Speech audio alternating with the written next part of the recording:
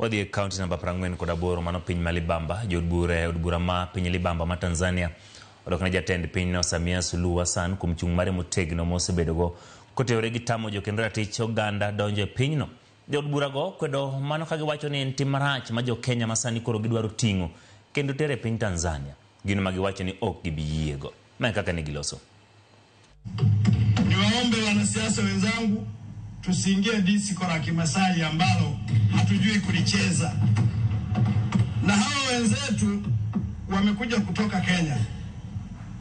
Tuwaombe na wao wanaangalia bunge hili.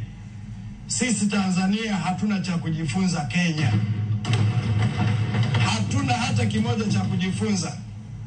Tunawazidi siasa, tunawazidi akili, tunawazidi kila kitu. Na wala swala la Kiingereza sisi sio kipaumbele. Tuna maisha yetu. Kwa hiyo niwaombe sana vyombo vya ulinzi na usalama, msikubali kuruhusu watu hao waje watuharibie nchi yetu. Niwaombe sana. Huyo sijui Mwangu, sijui Mwangi na Mazakarua ndio vinara wa Gen Z kule. Wameharibu nchi yao, wamewekwa na ndani. Wametoka kule wamekuja tena Tanzania. Tunawaomba wa Kenya, hatuna ugomvi na Wakenya wa kawaida. Tuna ugomvi na wanaharakati. Na sisi tuko tayari kupambana nao majukwani.